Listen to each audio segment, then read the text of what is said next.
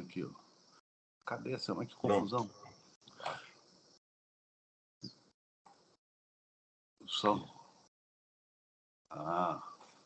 Entendi. Começamos?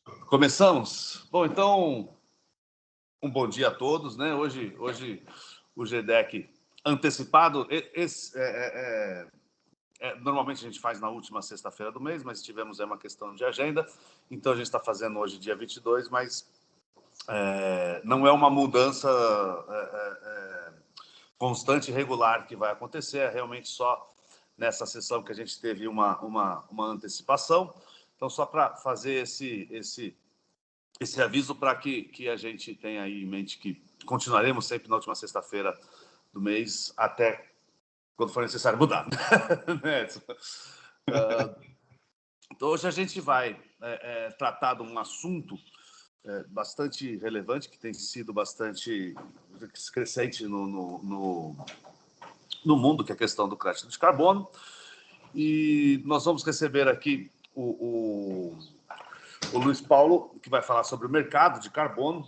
E aí depois eu gostaria de fazer alguns breves comentários depois que ele falar sobre a questão do mercado de carbono.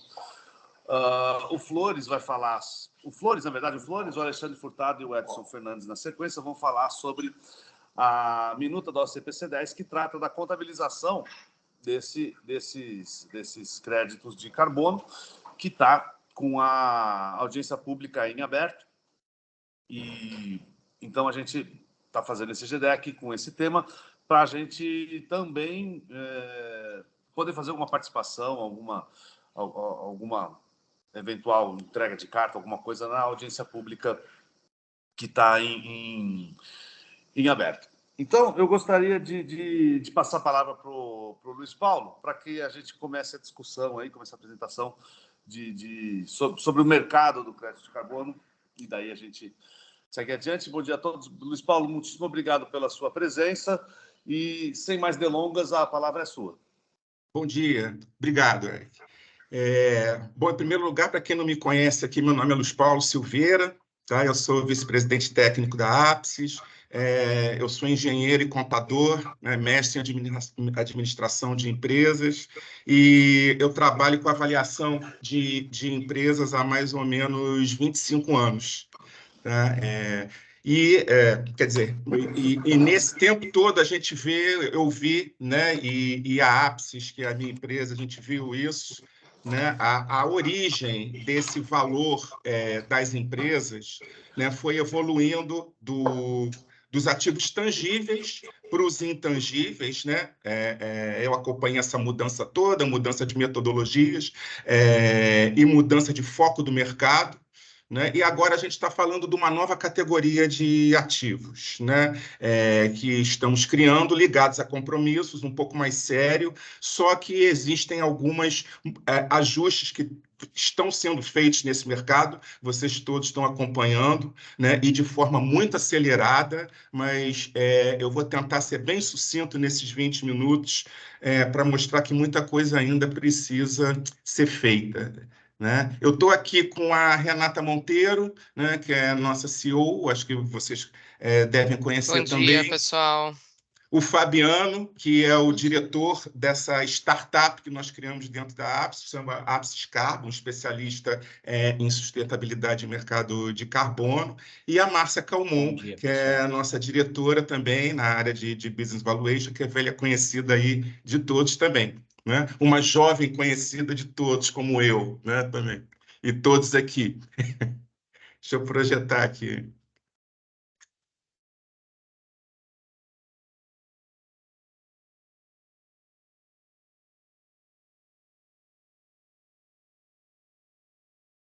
Tá todo mundo enxergando a apresentação? Sim. Sim. Ótimo, tá. Então, vamos lá. Falando um pouco assim da dinâmica desse mercado de carbono, né? A gente pode ver por todos os drivers, né, de criação que originaram aí o mercado de carbono, né? Ele vem sendo cíclico, né, quase que por espasmos, né, e sempre com uma visão de muito longo prazo. Tá? Começou né? E isso é uma honra para a gente aqui no Brasil. Em 92, num evento no Rio de Janeiro, né, na Eco 92, foi criado o NFCCC, o Protocolo de Kyoto em 97, né, que deu origem, né,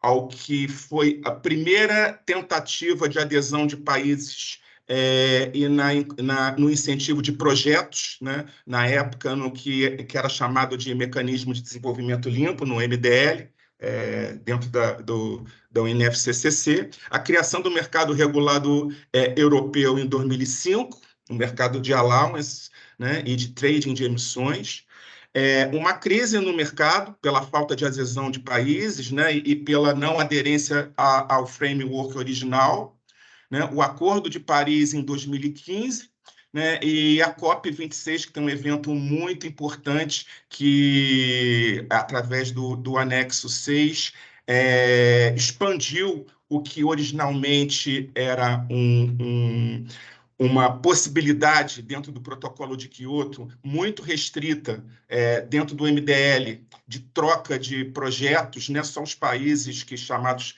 não desenvolvidos poderiam ter projetos e fazer a troca sob determinadas circunstâncias com os países desenvolvidos. Isso foi aberto num escopo mais geral, que vai ser o mercado global regulado de emissões, né?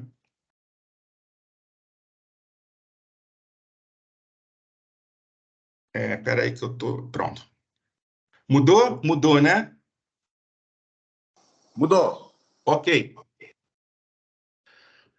Bom, vamos agora abrir um pouquinho no mercado voluntário, que é o que teve expansão aí nos últimos anos, novamente, né? Ele existe já há muito tempo, mas com essa morosidade nessa expansão do mercado regulado, o mercado voluntário ganhou um pouco mais visibilidade e adesão, né? Então, empresas optaram por voluntariamente compensar suas emissões. Algumas diferenças aqui do mercado voluntário regulado. As empresas divulgam sua pegada de carbono, né, dentro de todo um contexto de um roadmap aí dentro da ESG, dentro da trilha de sustentabilidade, né? Então, sempre com o objetivo de neutralizar a pegada de carbono, motivadas por alguma responsabilidade social e corporativa, benefícios sociais, ambientais, né? E a moeda de troca nessa modalidade é a redução de emissão verificada, ou seja, são certificados, né, desses créditos de carbono e atendendo a alguns padrões de verificação aí, internacionais, né? Aí colocamos aqui os principais, o GCC, o Gold Standards e o VCS da Verra, né? Bom, diferença do mercado regulado. O mercado regulado tem o objetivo de reduzir esses impactos também, né, de redução de gás de efeito estufa. São mercados regulados por instituições internacionais, nacionais ou regionais, né, ligadas nas nacionais ou regionais, muito reguladas pelo governo, né, por legislações governamentais. E aqui as empresas são obrigadas, né, diferente do voluntário, a reduzir sua emissão até um certo patamar definida pelo regulador, né? Ou comprar o equivalente necessário para atingir tal meta. Diferenças entre o voluntário e o regulado, né? Eu não preciso aqui também, a gente não precisa pensar muito sobre isso, que o mundo ideal seria no mercado regulado. Porque ele evita o que a gente vê muito, e vocês estão vendo aí na mídia hoje em dia, o que a gente chama de leakage, que é o vazamento, o greenwashing, que a gente também vê muito no mercado voluntário, né? Projetos de carbono fake, né? Superestimando a redução de emissões, né? Compromissos voluntários não aderentes com a empresa, muitas vezes, pelo setor que ela está. Enfim, o mercado regulado, ele trata ali dentro tanto a demanda quanto a oferta e regula muito bem esses vazamentos. E o principal que vocês vão ver também um pouco mais à frente, uma evidência, a precificação, né? Então, no mercado voluntário, essa precificação é muito etérea, subjetiva, solta, e vocês veem que está tendendo a ser uma precificação como é, por exemplo, o preço de um título ou de ações regulado por um mercado financeiro, e a coisa não funciona assim, né? No mercado regulado, essa precificação é muito bem monitorada, porque ela impacta diretamente o custo de desenvolvimento de tecnologias, o custo de produção das empresas, né? Market share das empresas, né? Então, esse custo e esse preço dessa emissão é uma coisa vital para que tudo dê certo. Bom, o mercado voluntário, eu coloquei aqui um histórico da Forest Trends Initiative, que monitora, o último relatório dela foi em 2021, né? Então, a gente vê que o voluntário está ficando mais robusto, né? Em 2021, o preço médio desses certificados de crédito de carbono estava em torno de $6,8, né? Ao longo de 2021. Né? Se a gente abre isso um pouco mais, e aqui eu já peguei um relatório da Trove, que eu recomendo a vocês, que está fazendo um excelente trabalho de inteligência, né? Então, em 2022 para 2023, a média em 2022 já subiu um pouco, em $7,4 por tonelada, né? Em 2023, a média caiu um pouco, mas por conta de toda essa crise de credibilidade e de não aderência também de algumas empresas, né, aos seus próprios compromissos, né, e na compra desses créditos de carbono, ou seja, teve um excesso de oferta de créditos para pouca demanda das empresas sobre esses respectivos créditos, mas agora parece que está de novo retomando uma curva aí de subida. Em junho de 2023, o preço médio estava em 8,2, né? Nesse slide, agora, vocês veem que esse é uma evidência que o crédito carbono não é uma commodity, né? Porque quando você abre pelos tipos de projetos dentro do mercado voluntário, você vê que esses preços eles são diferenciados, né? O que agora, um preço que já está quase beirando os 25, nessa média de $8 de junho, a gente tem os projetos, por exemplo, de reflorestamento, que tem um CAPEX muito alto, né, e um risco também elevado e um prazo mais longo de eficácia, né, desses projetos, pelo crescimento da floresta, tudo isso, né? Esses créditos estão mais caros, né? Estão em torno de, chegando já batendo os $25 por tonelada. Né? O que está aí puxando essa média para baixo? Por exemplo, pode para vocês parecer uma coisa contra-intuitiva, mas, por exemplo, energia renovável. Porque a tecnologia, como vem avançando, e como ter a energia renovável muitas vezes já dá uma taxa interna de retorno, você, por exemplo, montar um complexo eólico do que um complexo termoelétrico, por exemplo, né? A adicionalidade está ficando um pouco questionada nesses projetos de energia renovável e o preço dele vem caindo. Já está em torno de $2, $3 por tonelada. Né? E a gente tem aí os projetos que seriam, vocês vão ver mais para frente, são mais importantes para os compromissos brasileiros, que são os projetos aqui RED, né, que são ligados à manutenção da floresta, a você mitigar o que a gente chama de unplanned deforestation, né? Então, ligado a uma pressão por desmatamento, né, e você, de alguma forma, colocar um projeto no setor agropecuário, na agroindústria, né, ou seja, todos os players do nosso mercado que possuem florestas, né, e, no nosso caso, também muitas companhias de energia, que têm também florestas por conta do entorno hídrico, né, dos complexos hidrelétricos, você trabalhar numa mitigação disso, né? E ele está, hoje em dia, em torno de $7 a tonelada. Né? Falando um pouco da diferença, né? A gente tem aí, então, dentro do mercado que que já existe muito forte na Europa e está nascendo agora no Brasil, com os projetos de lei, né? Você tem aqui um mercado que está nascendo aqui do cap and trade, que tudo que a gente viu vai ser muito parecido com o mercado europeu, toda a regulamentação que está nascendo aqui no Brasil. E, como eu falei, é um sistema dentro de um mercado regulado, no qual a autoridade governamental estabelece um limite de emissões por setor, fornece licenças de emissões, né, são alocadas de forma gratuita ou leiloada entre as empresas. Cada licença equivale a uma tonelada de carbono equivalente, né? Empresas mais eficientes com menor emissão tendem a ter sobras e elas podem negociar essas sobras do que ela teria permissão com outros que estão acima desse benchmark, né?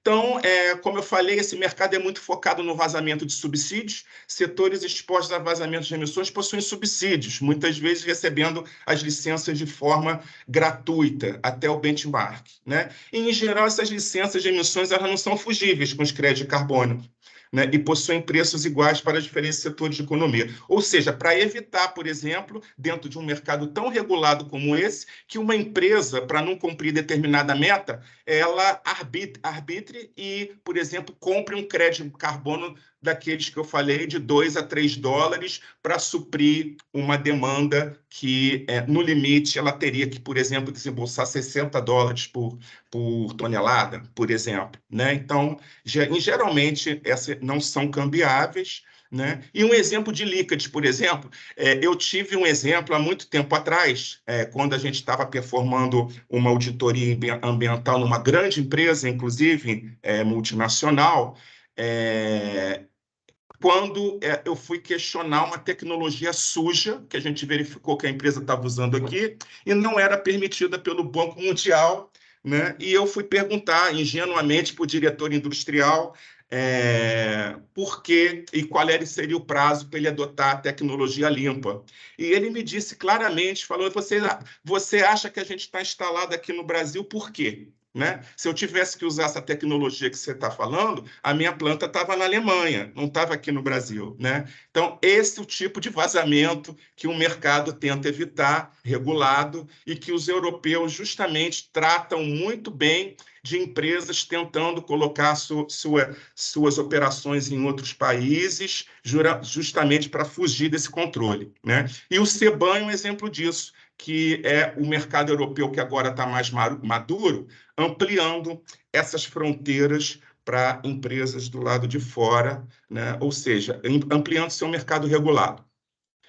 E quando a gente olha do lado do offset, ou seja, do lado dos créditos de carbono, a gente ainda tem duas categorias. Redução de emissões, que é o que mais a gente está tratando aqui no Brasil, e também temos remoção de emissões, né, que trata não de você evitar ou reduzir alguma emissão provável ou real de gás de efeito estufa, mas remover o que já tem de carbono na atmosfera, que, logicamente, por envolver tecnologias e projetos bem mais complexos, né? A gente tem aqui Blue Carbon, que são a recuperação de mangues que absorvem muito carbono da atmosfera, isso é muito frequente lá nos Estados Unidos, né? E tecnologias como a Fundação Bill Gates está desenvolvendo tecnologias muito avançadas que retiram carbono da atmosfera, né? E aí, né, esses créditos de carbono dessas remoções já estão beirando quase, passando dos $150 por tonelada, quase chegando aos $200. Tá? Bom, as etapas de um projeto de carbono, isso aqui é básico para qualquer projeto, tá? Depois eu vou dividir essa apresentação com todos, tá? Aqui é uma trilha, né, onde o projeto ele tem uma análise inicial de viabilidade, que a gente chama de Project Idea Note, né? Então, a gente vê se o projeto é viável operacionalmente, se ele tem adicionalidade, a parte legal, né, regulatória, principalmente quando se trata de áreas rurais e de florestas, né? A gente analisa se o projeto é viável, e aí elabora todo o projeto, o PDD, que nós chamamos, leva aí em torno de 4 a 6 meses, né? Valida o projeto, registra na Verra, na Gold Standard, vem a auditor independente aqui fazer a verificação, e aí o projeto é startado, e vocês veem que esse fluxo é um fluxo longo, né? A gente estima que isso é de 12 a 18 meses hoje em dia para você ter a intenção de desenvolver o projeto de carbono, até você ter esses certificados validados, e lembrando que é um projeto de risco, né? Envolve algumas vezes um investimento muito grande, e como é um mercado ainda nascente, pode dar uma inviabilidade lá no final por algum problema de adicionalidade, né? O próprio CAPEX do projeto pode estar subestimado, o preço pode cair, o que é vocês vão ver na frente que isso é uma aberração, o preço do crédito carbono ser regulado pelo mercado, pela lei da oferta e procura, né? Como todos os ativos, principalmente os intangíveis até hoje, e compra e venda de empresas.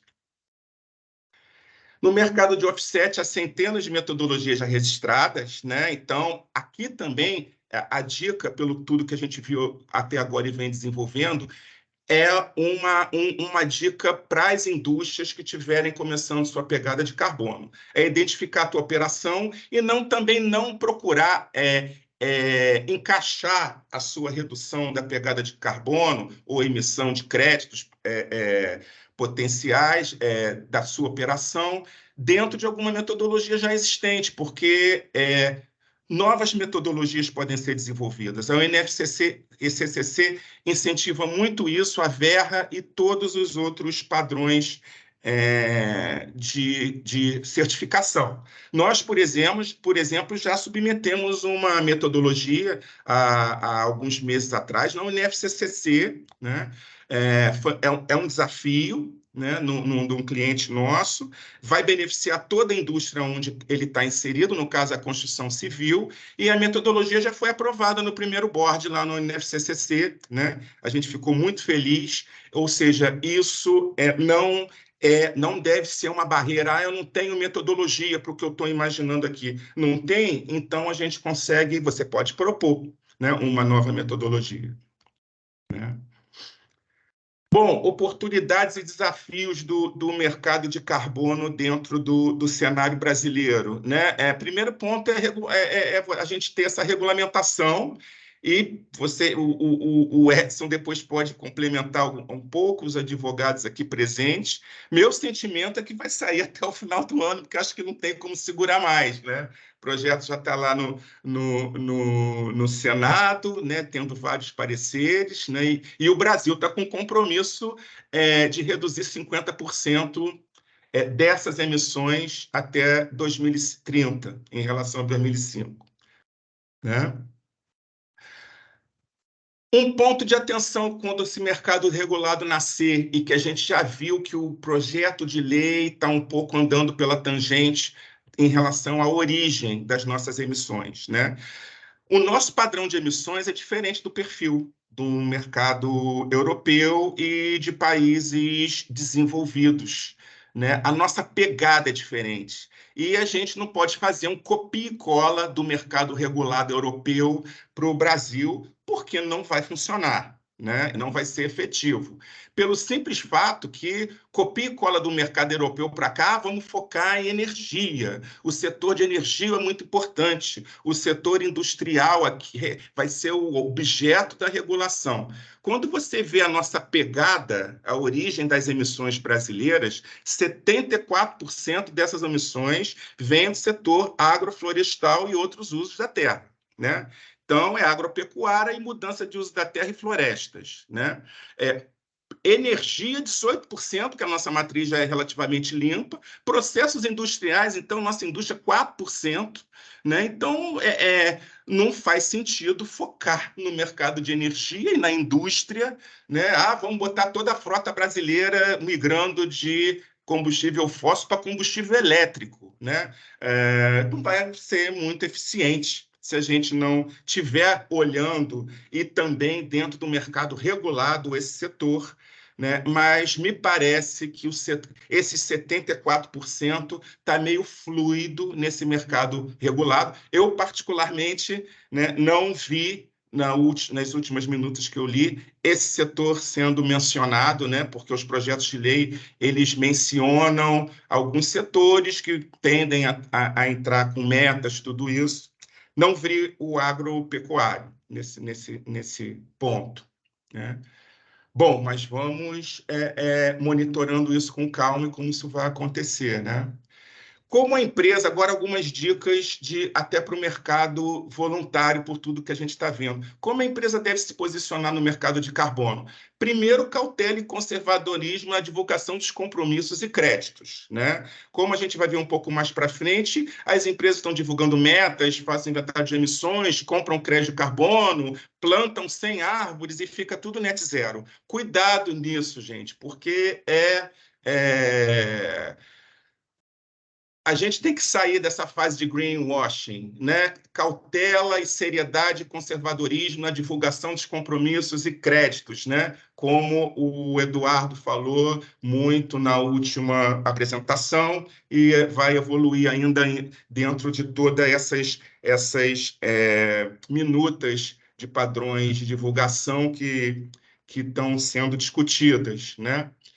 Evitar compromissos e créditos genéricos. Então, como eu falei, plantei aqui, me associei a algum instituto que plantou 2.000 árvores, não sei aonde, estou net zero, né?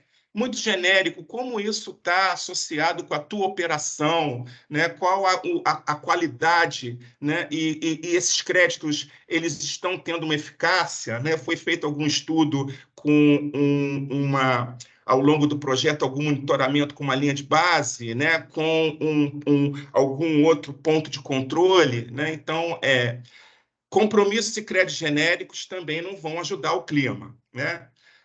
O que a gente também está falando aqui, transparência, divulgação de detalhes sobre qualidade e perfil dos créditos, né? A nossa CVM ainda está naquela fase de aprendizado para ti que eu explique, ainda não está cobrando nada de forma muito efetiva, mas esses detalhes sobre qualidade e perfil dos créditos é bastante importante, né? Também para todo o mercado e para a própria precificação desses créditos. Busca por créditos de alta qualidade, foquem na diligência dos projetos, né? E não aceitem por preço ou por indicação ou por perfil da empresa, né? A oferta de créditos sem uma diligência, né? Certificação dos compromissos e créditos. Então, procurem certificações internacionais, tanto do inventário de emissões, né, alguma relatório de asseguração dos resultados, sempre dos resultados do inventário, e também dos créditos, procurem boas certificadoras internacionais, né? No voluntário, não preciso dizer que a Verra ainda está no top, né? E, em primeiro lugar, senso de urgência dos compromissos, né? Eu tenho ouvido muito, né, em tudo que a gente tem visto e ido nos nossos clientes, estamos fechando o orçamento para o ano que vem, você sempre está no orçamento do ano que vem, né? E o clima, vocês veem o que está acontecendo aí, parece que não pode esperar esse orçamento do ano que vem, né? Bom, algumas evidências agora muito recentes, eu não sei se vocês já tiveram acesso, por exemplo, relatórios sobre métricas e preços de carbono do Banco Mundial, muito interessante, com algumas conclusões que a gente já vislumbrou, né? O preço desses créditos no mercado voluntário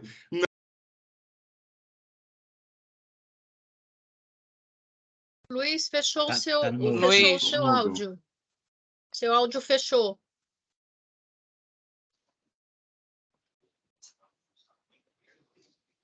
Luiz Paulo? Seu áudio está fechado, você está no mudo. Agora fechou voltou. sozinho aqui, desculpa. Fechou tem muito tempo, gente? Não. Agora você está falando do valor do mercado voluntário. Do carbono. Isso. Ok. Deixa eu voltar lá. Pois é. Então, nesse relatório, esses relatórios são muito importantes justamente para criar uma dinâmica sustentável de longo prazo, o relatório já diz que esses preços são fictícios, né? Não vão anular nenhum tipo de pressão, né? Então, não adianta, por exemplo, no Fundo Monetário Internacional, né? E eles colocam alguns preços mínimos na média que esses créditos de carbono deveriam estar sendo transacionados hoje. Eles falam em $25, $50 ou 75, uma sugestão para economias pobres, emergentes e ricas. O Banco Mundial já fala em $50 a $100 até 2030, senão nada vai funcionar, né? E na Europa, já está um pouco precificado pelo mercado regulado, já gira e já efetivamente vira no comércio de trade 60 euros por tonelada de carbono, né?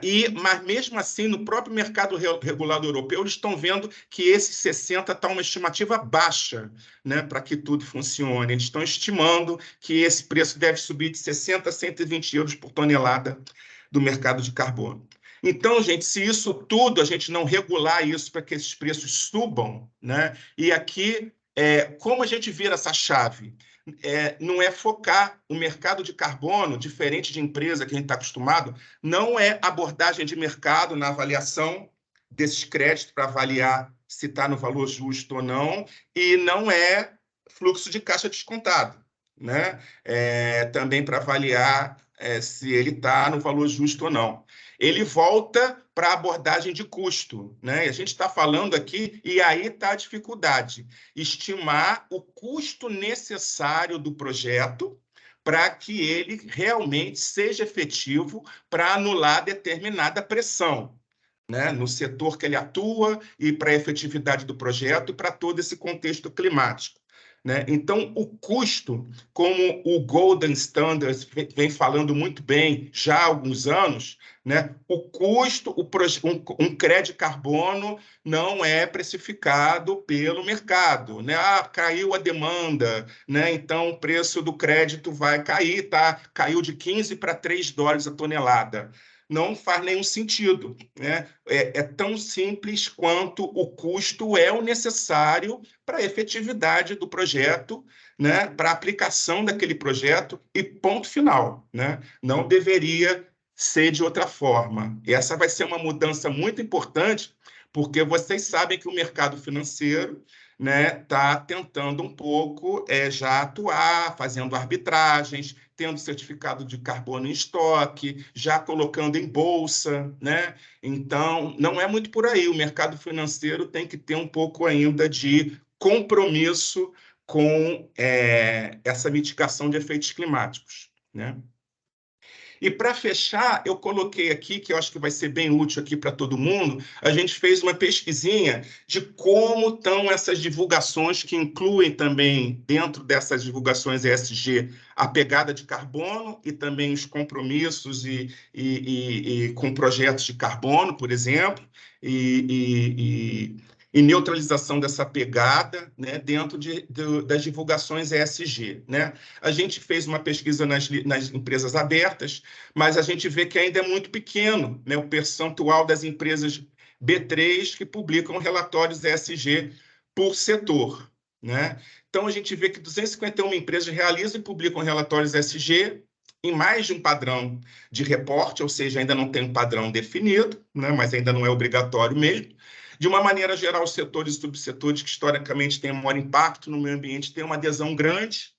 Então, aqui é engraçado, que é como se quem é um criminoso na história, o vilão, tentando mostrar que ele está virando mocinho. Então, os vilões são os que têm maior adesão na divulgação de relatórios ESG. Setor de petróleo, gás, biocombustível, né? Os que, na verdade, eles nem são tão vilões assim, são vilões no mundo, mas os vilões mesmo da agroindústria também não estão nesses relatórios ESG, não, né? Que são os vilões da nossa pegada mesmo, né? Aqui no Brasil. Eles ainda estão correndo um pouco à parte, né?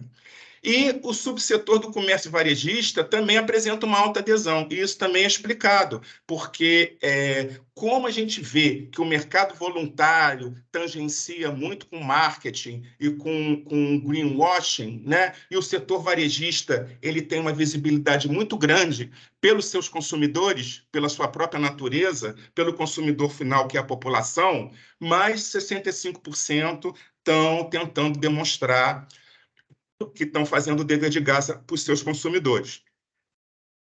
Né? Aqui mais um pouco da pesquisa, né? Falando um pouco dos padrões, né? E aí a gente vê a falta ainda de uniformidade entre os padrões, vê o GRI dominando, né?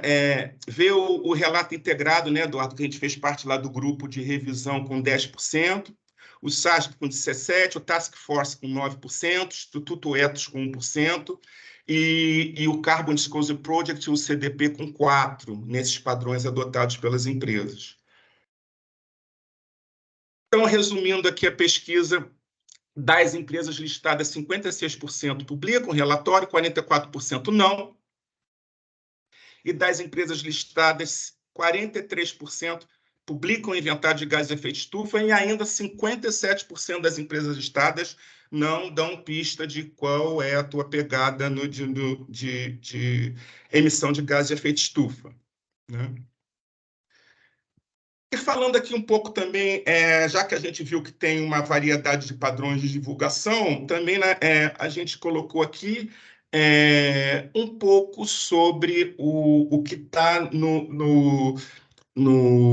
na parte técnica aí, desses padrões, né, no framework, né? Então, a gente tem o GRE que domina, né? Ele não sugere um questionário, um score, nenhum dos padrões é pago, né?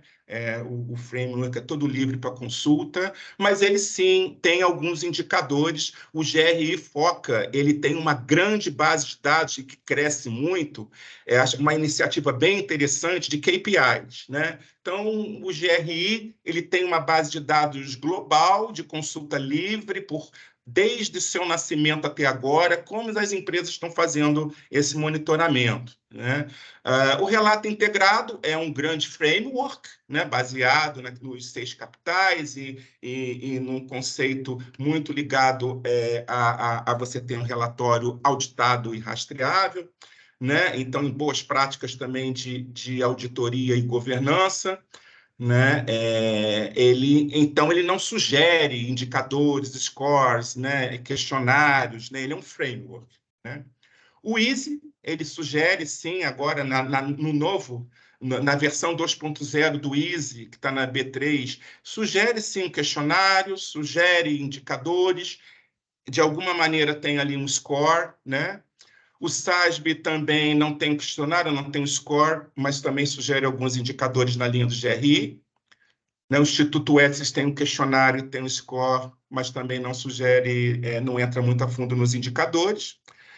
O Task Force das instituições financeiras, né, como instituição financeira, então com aquela DNA de score, de crédito, então não poderia deixar de sugerir um score e também sugere questionários, né? E o CDP sugere questionários e também um score, né? Está muito associado, aliás, até o EASY, né? Quando ele trata também do inventário de carbono, ele também remete a alguns pontos do CDP, né? Bom, pessoal, é isso aí que eu queria falar dentro desse grande universo, nesses 20 minutos. Nem sei se eu passei do tempo. Passei? Deixa eu voltar aqui. Oi, Luiz Paulo, tudo... Tá me ouvindo? Estou ouvindo.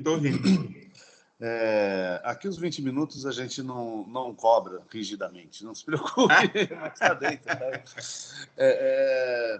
Muito obrigado pela sua apresentação, pela sua a visão ampla e generalizada para o bom entendimento do mercado de carbono, né? Eu acho que realmente, por ser uma coisa nova, a gente sempre precisa ver essas visões, até mesmo para a gente ir se atualizando e entendendo o que está acontecendo no mercado, né?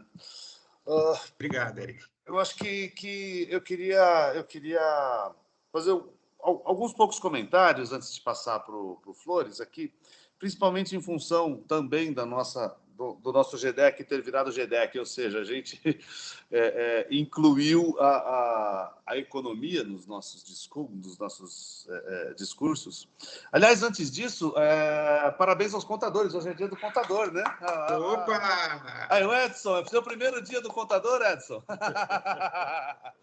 É o meu primeiro dia do contador. Seu primeiro dia do contador, parabéns.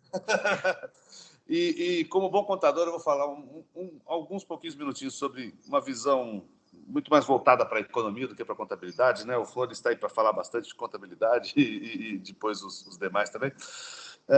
Eu queria entender uma coisa que sempre quando eu penso em mercado de carbono, sempre me cutuca. Eu acho que eu não sou o único que tem essa dúvida, na verdade. Ô, Eric, Oi? só um minutinho. Eu acho que a câmera de vocês caiu aqui. Pelo menos para mim tá aparecendo alguma... Não tá aparecendo mais o rosto de vocês aqui. Ah, não. Aqui Ai, meu Deus do céu, viu? Vou te Agora falar uma coisa. Devia ter ligado. Voltou? Agora voltou. Voltou. Fica quietinho aqui, por favor, tá? Fica quietinho. Difícil.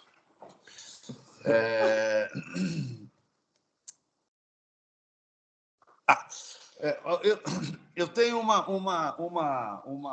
dúvida em relação a essa questão do mercado de carbono, que é o seguinte: quando a gente fala em redução e remoção, maravilha, beleza, vamos reduzir e remover. Quando a gente fala de compra e venda de crédito de carbono, principalmente quando a gente pensa em termos mundiais, eu gostaria de entender a visão sua, Luiz Paulo, e de todos os presentes, no seguinte sentido. Você falou assim, eu estou lá na Alemanha ou no Brasil, né, para montar a minha planta. Aí eu monto a minha planta em algum lugar e eu começo a poluir em um determinado lugar. Aí eu vou num outro lugar e compro crédito de carbono de uma pessoa que não está poluindo. Só que é o seguinte, eu não estou aqui no estado de São Paulo comprando alguém do outro lado do estado de São Paulo. Eu estou poluindo nos Estados Unidos, eu estou poluindo na Europa, eu estou poluindo lá, porque lá eu já detonei tudo, lá eu já não tenho mais floresta, lá eu já destruí tudo que eu tinha que ter destruído. Aí eu venho e transfiro uma renda, um pedaço dessa renda que nasce da minha indústria poluidora, e transfiro para os países que ainda têm florestas, que ainda estão gerando crédito de carbono, que normalmente a tendência é serem países, digamos assim, menos desenvolvidos e mais pobres do que os grandes países poluidores. Mas, e aí o que eu faço? Eu estou gerando nesses países que possuem essas grandes áreas geradoras de carbono, de crédito de carbono, digamos assim, e eu estou fazendo com que esses lugares não... Será que eu não estou, de uma certa maneira, atravancando o desenvolvimento dessas outras áreas em função dessa... não, então eu estou vendendo crédito de carbono para lá, mas vender crédito de carbono não vai me gerar uma renda nesses países tão boa e importante quanto, por exemplo, a industrialização. Ou, eventualmente, até mesmo ampliação de áreas agropecuárias e coisas assim. Então, será que o caminho da negociação de crédito de carbono é realmente, de fato, um caminho bom para os países, por exemplo, como o Brasil, ou para outros países que possuem grandes áreas florestais, sem que necessariamente a gente esteja falando de uma reposição lá onde são os grandes poluidores? Quer dizer, eles são lindos, maravilhosos, continuam poluindo, comprando coisas dos outros, mas e a reposição? Então, quando a gente está falando de redução e remoção, legal, mas e a reposição nas grandes áreas? Então, eu fico com um pouco de dúvida em relação se esse processo de compra e venda se esse processo do mercado de compra e venda de crédito e não da busca realmente, efetivamente, da redução de emissões, da remoção de tecnologias altamente emissoras, será que isso daí... Eu queria ouvir um pouco de vocês, e eu acho que entra um pouco nessa conversa também A questão que a gente está vivendo um mundo de carros elétricos e, aparentemente, a gente só olha para o carro elétrico, a gente não olha para a cadeia de construção desse carro elétrico, que é uma cadeia consumidora, altamente consumidora de energia elétrica.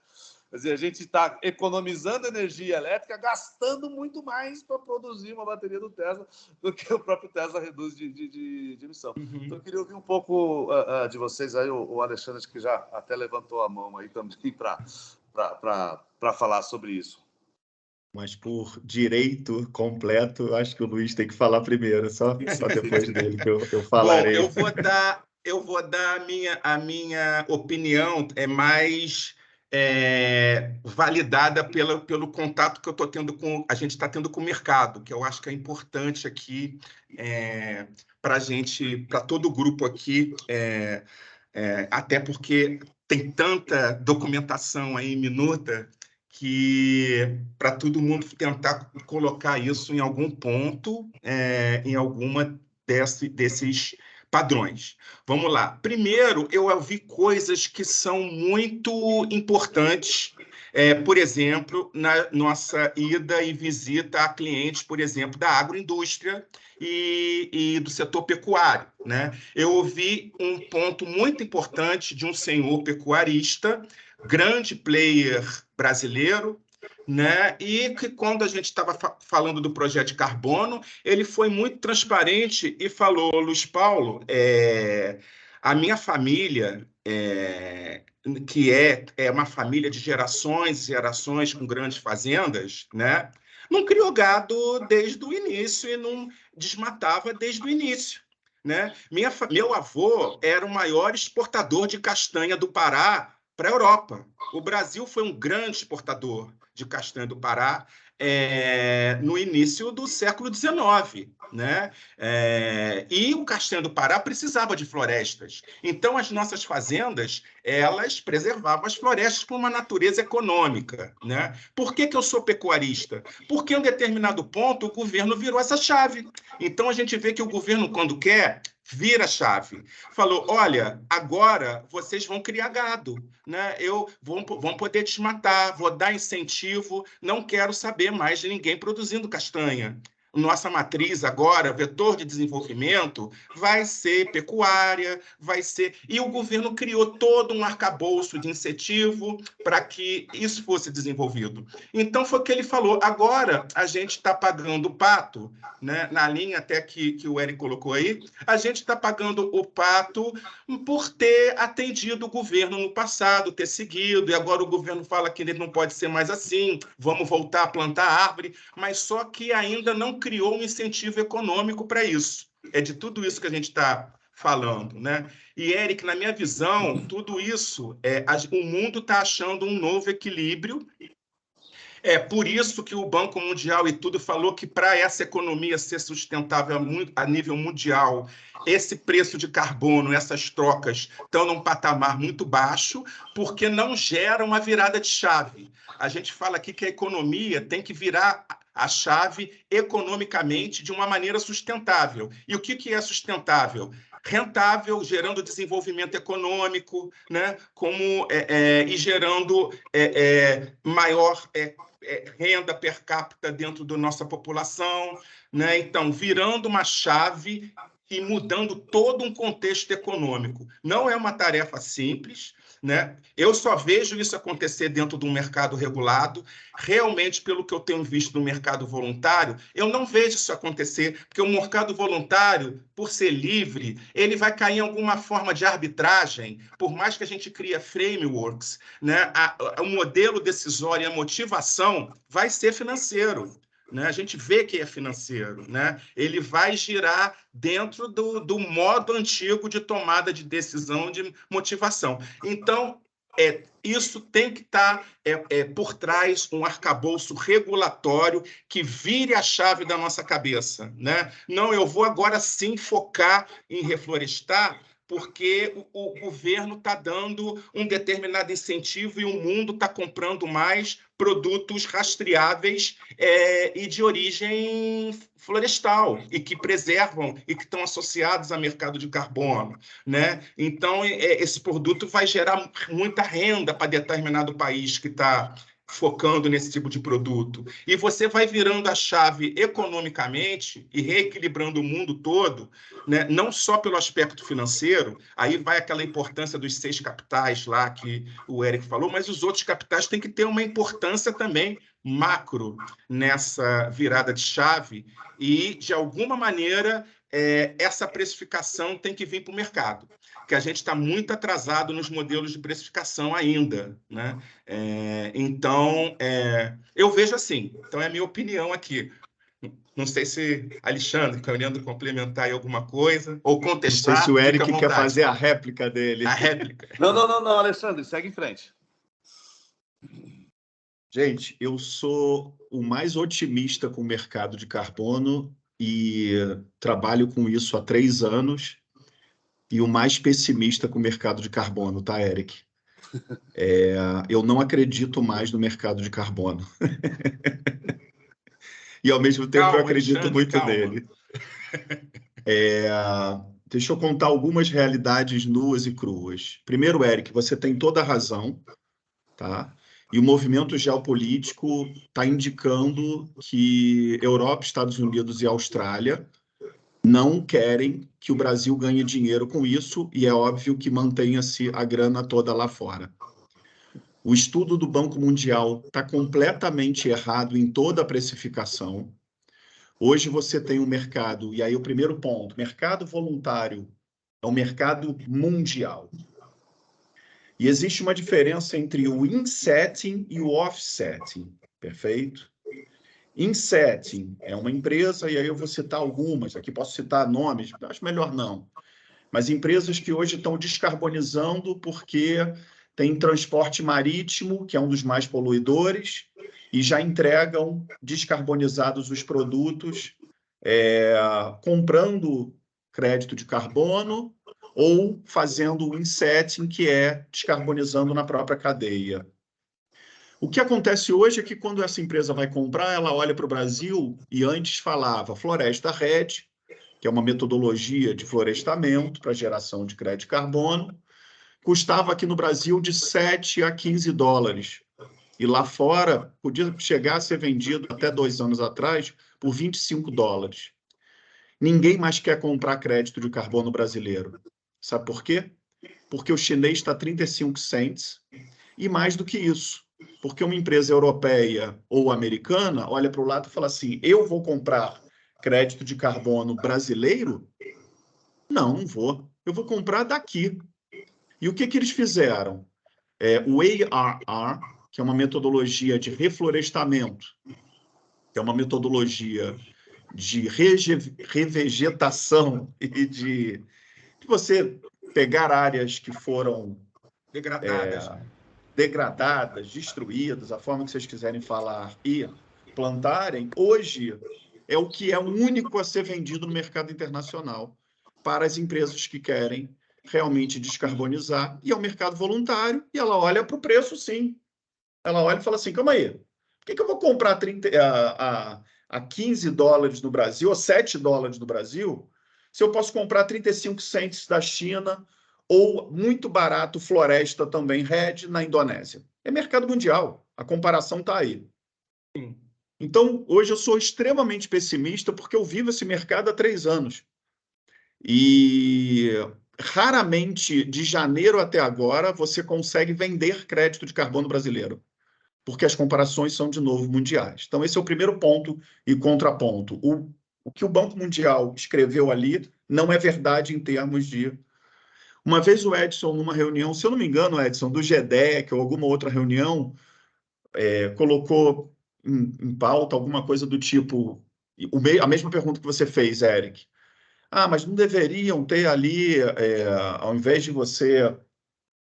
tem pouco tempo, o Edson colocou num contexto diferente, do pouco tempo para a gente fazer isso. Só que agora os Estados Unidos conseguiu encontrar uma tecnologia, cara, que limpa o CO2 da atmosfera direto.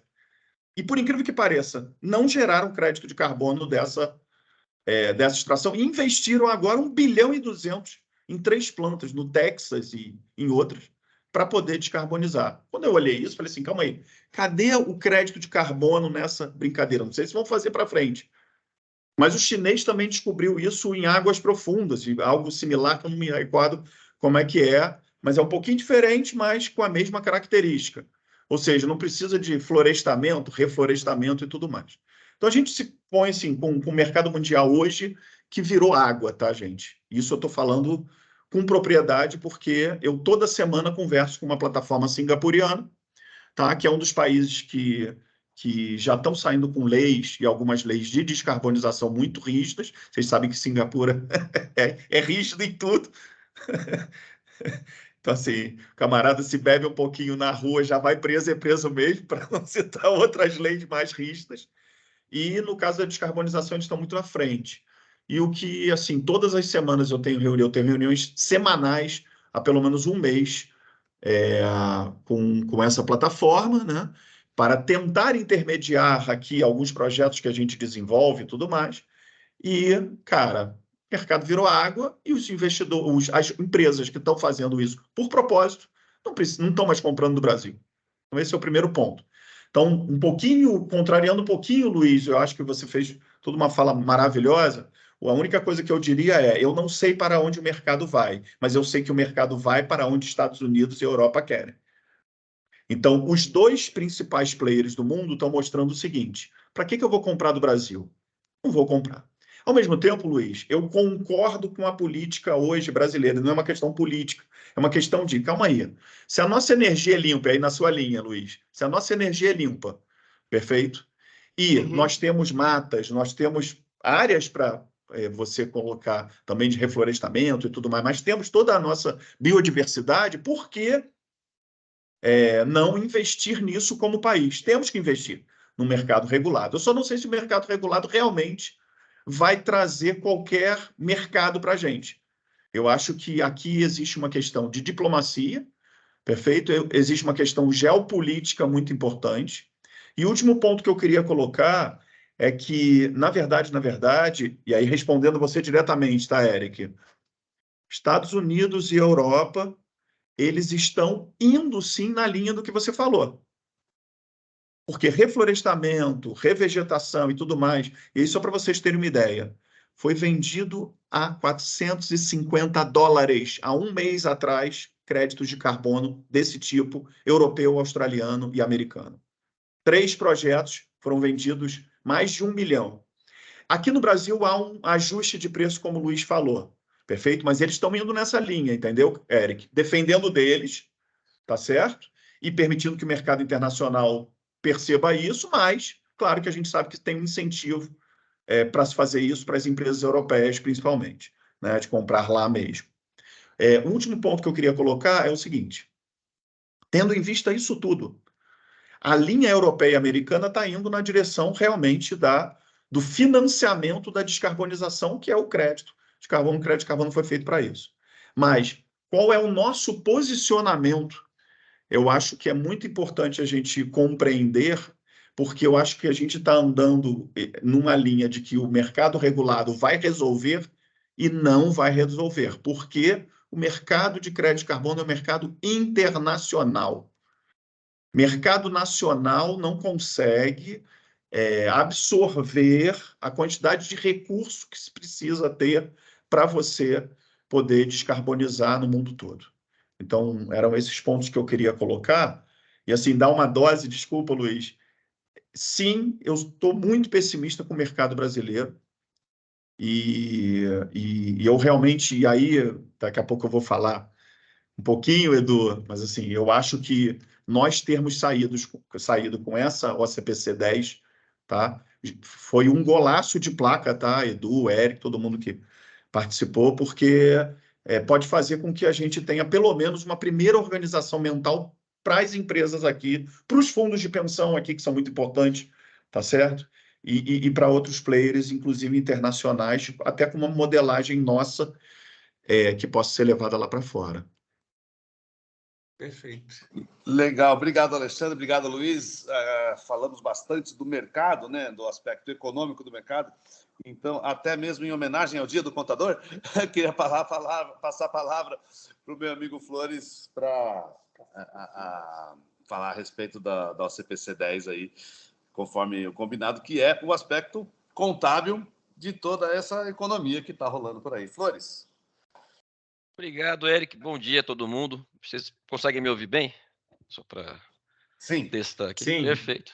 Então, fico muito contente. Obrigado, Alexandre, em nome do grupo técnico lá do CPC, que tem trabalhado nesse material desde o segundo semestre do ano passado. Fico contente que o documento seja visto como uma tentativa de colaboração efetiva, né? Não como algo que vise podar iniciativas ou mesmo desestimular determinados comportamentos vinculados às práticas de sustentabilidade, né? Fico também contente por ter sido instado a falar só da parte contábil, tá, Eric? Não da reflexão socioeconômica desse desenvolvimento, né? E aí, confesso que quando você estava falando, me vieram à cabeça duas referências. Tem um livro do Ernesto Mandel, né, de 1972, chamado Capitalismo Tardio. É um livro, saiu até publicado, eu li, pelo menos no português, pela aquela coleção Os Economistas, né? E o professor Eliseu deve lembrar, mas a introdução era feita pelo professor Paul Singer, né, lá da Universidade, Faculdade de Economia nossa, lá do Departamento de Economia.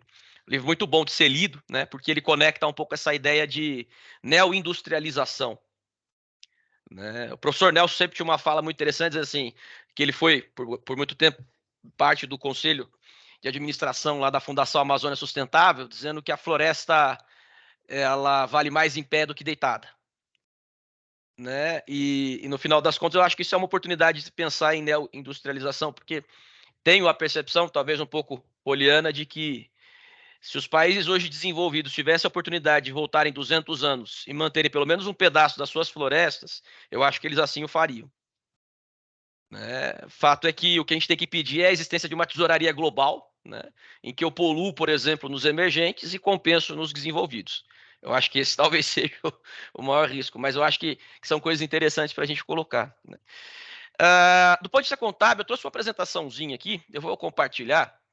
A ideia é passar por ela de uma maneira bastante sucinta, né? Aquilo que está dentro da OCPC e tudo mais, e dar um foco, pelo menos eu tentei dar um foco de exemplificação um pouco maior na questão do passivo, tá? Porque eu sei que esse tem sido um ponto, até mesmo dentro do grupo, a gente teve uma voz dissonante, né, dentro do grupo técnico, não foi uma questão de ter uma visão e ter outra visão, ou duas visões, não. Teve alguém que levantou a mão e falou assim, olha, eu acho que a questão do passivo não deveria ser incluído no documento. O ponto central foi esse, né? E a gente disse, não, mas não faz sentido você não incluir o passivo, porque no final do dia, quando uma empresa, por exemplo, assume o comprometimento de ser carbon neutral, por exemplo, net zero, alguma coisa, isso vai em algum momento discutir a questão do passivo, né? Então a gente tentou ter muito cuidado para não criar um documento que parecesse que a gente queria fazer com que o passivo das empresas virasse um penduricalho, né? Qualquer compromisso virasse ali motivação para o reconhecimento de algo, né? E eu tentei fazer alguns exemplos e trazer alguns exemplos mostrando como que o grupo, né, pelo menos a nossa interpretação do documento com relação ao passivo, tá? Um outro ponto também, acho que a fala do Luiz foi excelente, assim, porque trouxe uma divisão muito clara do que é esse mercado, né, de carbono, seja ele regulado, seja ele voluntário, né, seja ele por meio de offset, seja ele por meio de insetting, né? Você vai investir, por exemplo, em capex para descarbonizar, transformar a sua empresa de alta emissão para uma economia de baixa emissão de carbono, né? Então tudo isso acaba virando uma questão contábil, né? Mas mais do que isso, né, a gente tem visto, por exemplo, nós temos um desafio atual. Qual é? A gente tem um mercado novo e tem que, a partir desse mercado novo, enquadrá-lo em tratamentos contábeis velhos. Então você tem quase que um desafio de anacronismo. Correto? Um pouco, não é muito de anacronismo. É o mesmo que a gente tem com o Bitcoin, né? O que é esse? Ok, é um ativo, mas que tipo de ativo é esse? Né? Que tipo de ativo é esse? E a gente também tem, por um outro lado, uma dimensão que foi balizadora da conduta desse grupo técnico, que é a seguinte: nós adotamos um padrão internacional de contabilidade que é adotado em mais de 145 países. Se a gente simplesmente inventar um tratamento local, a chance de você criar algum tipo de ruído ou ruptura com os asseguradores das demonstrações contábeis ou com os usuários dessas demonstrações é muito grande. Então, o que foi a tentativa do grupo? Assim, olha, eu não posso criar simplesmente assim, vou criar um tipo novo de ativo, um tratamento totalmente inédito e tudo mais, sem nenhum precedente externo. A gente lembra, por exemplo, que quando o Brasil adotava equivalência patrimonial, isso não era aceito pelo IFRS, pelo IASB como um todo, que você tinha no relatório dos auditores a menção específica disso. Então, a nossa tentativa foi conduzir essa interpretação de como é que os créditos de descarbonização poderiam ser levados para os balanços, as consequências eventuais que nós teríamos de passivos por conta de compromissos assumidos, porque o mercado regulado, como o Luiz bem colocou, especialmente o mercado de allowance, que é o mercado que impera no mundo, né, talvez o mais usual, digamos assim, ele, através de um agente público, por exemplo, do normatizador, ele vai lá e diz, olha, você pode emitir tantas toneladas por ano de dióxido de carbono. Então, já está sendo dado. Se você ficar abaixo daquilo, a diferença você vai lá e negocia no mercado, você vende o excedente de crédito. Se você ficar acima, você leva uma penalidade e tem que comprar o excedente para poder compensar aquilo que você emitiu a mais. Numa situação como essa, a leitura, por exemplo, de um CPC 25 é muito mais fácil. Ela é muito mais simples. Né? Porque você fala, eu automaticamente emiti 10 toneladas, 20 toneladas a mais, eu tenho que comprar esse excedente para compensar. Então já nasceu um passivo ali. Você não está nem falando mais de provisão, vamos dizer assim. Né? Agora, quando você vai voluntariamente assume o comprometimento de reduzir as suas compensações, ou até mesmo as suas emissões, perdão, até mesmo de zerá-las, o que vai acontecer? Né? Começa toda uma lógica um pouco diferente, que é, mas será que eu não consigo em algum momento me esquivar desse compromisso que eu me auto-impus? Né? Será que eu não consigo em algum momento fazer esse tipo chegou lá no determinado período, eu não vou mais emitir, não vou mais cumprir com essa política. Né? Então, é um pouco desse desafio que a gente tem. Eu vou compartilhar aqui para poder tornar um pouco mais... Está aparecendo para vocês minha tela? Tá sim, Flores. Beleza. Então, né, assim, só alguns pontos bem rápidos para tentar focar naquilo que realmente parece ser importante, né? CGT foi formado no segundo semestre do ano passado pelo CPC, pelo Comitê de Processamentos Contábeis, né? Eu tive à frente da coordenação como um facilitador, mas houve uma participação muito interessante, porque alguns GTs a gente sabe que tem um grupo mais empenhado, mais engajado. Nesse, a gente teve aqui o engajamento integral, né? Todo mundo participou aqui muito fortemente. A pedra angular aqui é não criar conceitos novos e diferentes dos IFRS, especialmente com receio aí de um compliance, vamos dizer assim. Tá? Qual que é o objetivo do conteúdo como um todo? Reconhecer, mensurar e evidenciar, né, crédito de descarbonização e suas decorrências. Aqui o nome já começa a ter uma coisa importante, assim, porque a gente não fiou estritamente na questão do crédito de carbono, né? Porque crédito de carbono, o Luiz bem colocou, o Alexandre comentou há pouco, né? Você tem lá acho que pelo menos 150 tipos diferentes de crédito de carbono, seja ele de não emissão, de resgate, tem uma série de nuances ali. Mas nós tínhamos também que tratar nesse documento a questão do CBIO, do certificado de biocombustível, né? Que no final das contas, ele não é propriamente dito um crédito de carbono, mas ele é como se fosse um estímulo econômico para que o usineiro, ao invés de pegar a cana-de-açúcar e vender, por exemplo, integralmente, né, vender para a produção de alimento, que ele destine um pedaço daquilo para a produção de etanol, né, de biocombustível, e, ao mesmo tempo, de uma certa forma, desestimular, né, as distribuidoras de combustível a distribuir somente combustível fóssil, né, para que elas pudessem pensar também ali na figura. Então, ele não é propriamente dito, né, um crédito de carbono no sentido estrito sensu, né, mas ele é um hit econômico, ele é um incentivo econômico para você modelar determinados comportamentos dos agentes que estão aí envolvidos na categoria de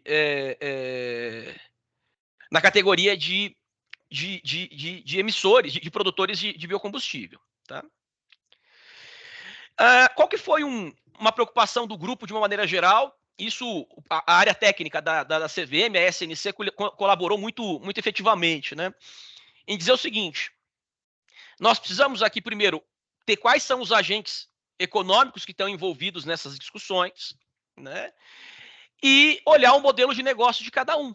Né? Então, o governo, por exemplo, menos na questão do modelo de negócio, mas muito como um orientador do mercado regulado, por exemplo, né? Tem esse papel de estabelecer limites e fronteiras ali para se verificar o quanto cada setor emite. Então, no caso do Brasil, até eu vou falar isso daqui, talvez uns 2 ou 3 slides para frente, nós ainda não temos, como bem lembrado pelo Luiz, um mercado regulado de carbono, né? Nós trabalhamos só com o mercado voluntário. Mas a questão do mercado regulado é uma questão de tempo, nos parece, aqui no Brasil, né? Pelo menos a leitura dos projetos de lei tem mostrado isso. Então, uma das decisões ao longo do projeto foi a seguinte: se a gente lança uma OCPC, que vai terminar, por exemplo, a audiência pública dela em 20 de outubro agora, né? 20 de outubro.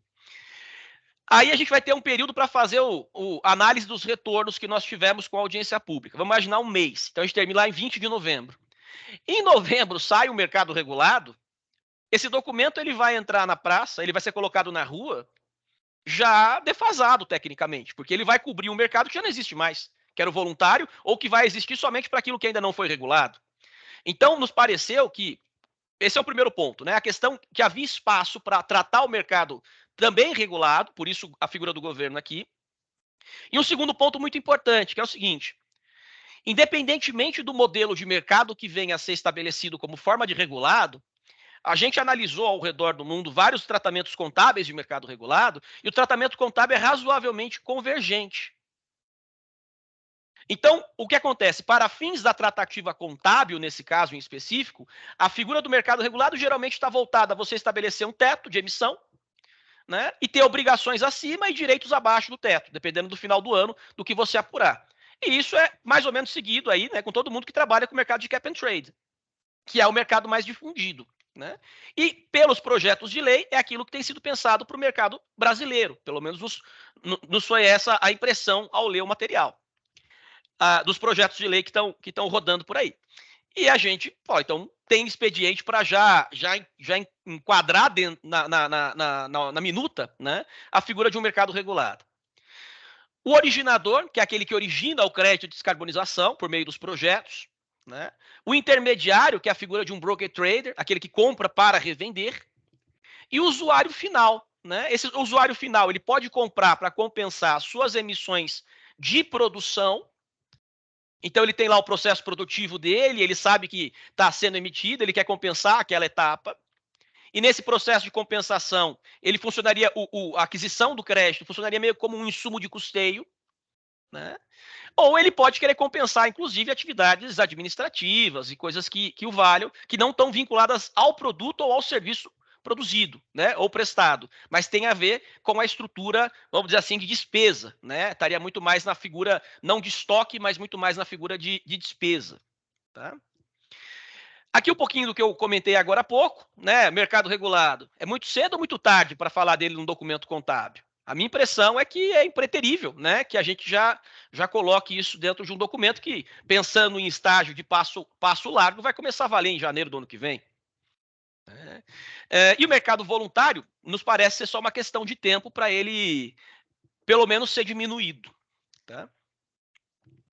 Primeira grande contenda aqui da discussão, né? É ativo? Crédito de carbono, crédito de carbonização é ativo? Indiscutivelmente, atende às definições de ativo lá da estrutura conceitual, né? Ele tem lá, ele é decorrente de um evento passado, controlado por uma entidade, tem expectativa de geração de rentabilidade futura, né? Quer seja porque você vai vendê-lo, ou quer seja porque você se comprometeu a reduzir as suas emissões e passou uma sinalização para o mercado, e essa sinalização te cria um diferencial de negócio, tanto na captação de recursos quanto na venda de produtos, né? Então, a gente ultrapassou isso, tá? Qual tipo de ativo? Bom, apesar de haver a possibilidade de ser estoque ou intangível, ou até mesmo um ativo incorpóreo, que é um termo que a gente colocou lá no material, né? Fato é que nós não verificamos o cumprimento das condições estabelecidas no IAS 32, no CPC 39, para que o ativo, para que o crédito de carbonização, o crédito de carbono, possa ser tratado como um ativo financeiro. Tá? Por que disso? Porque, olhando lá para o IAS 32, a gente vai ver, por exemplo, que o ativo financeiro detido por alguém, ele tem que ter uma contraparte ou de passivo financeiro de um outro alguém, ou de instrumento patrimonial. Então, se eu tenho uma ação de uma empresa, eu tenho aqui um ativo financeiro e do outro lado de lá tem o instrumento patrimonial. Se eu tenho uma debênture de uma empresa, eu tenho aqui um ativo financeiro e do lado de lá eu tenho um passivo financeiro. Quando a gente olha para o crédito de descarbonização, não é isso. Ele não dá esse direito, né, de receber fluxos de caixa dentro daquele contexto fático do que é um ativo financeiro. Né? Então, esse é importante, né? Porque não é que o grupo não quer que seja ativo financeiro porque quer desestimular determinado tratamento tributário. Não, a questão aqui ela é um pouco diferente. Né? A questão ela é um pouco diferente. Assim, se você entende que tem que ter um estímulo ou desestímulo tributário, não é através da contabilidade que isso deve ser buscado. É através de uma política de fomento governamental. Então, eu quero desenvolver esse mercado como parte, por exemplo, de uma política de desenvolvimento de vetor econômico, né, como o Luiz colocou anteriormente. Então, não é a contabilidade que tem que ser torcida e retorcida para fazer caber naquilo que é a figura geométrica de um retângulo, um triângulo. Né? Então, esse é um pouco do ponto aqui de não se incluir nesse contexto. Em certas situações, a gente viu que caberia a definição de ativo intangível, em certas situações, caberia a figura do estoque, né? Considerando-se aí o modelo de negócios. Né? Então, aqui eu já passei um pouquinho. Essa matrizinha nós criamos ao longo das conversas para facilitar a ideia geral. Né? Então, vamos imaginar, por exemplo, um originador que a figura dele é comercializar. Então, o que ele vai levar para o estoque dele? Todos os custos que ele incorreu para gerar aquele produto. Para gerar aquele crédito.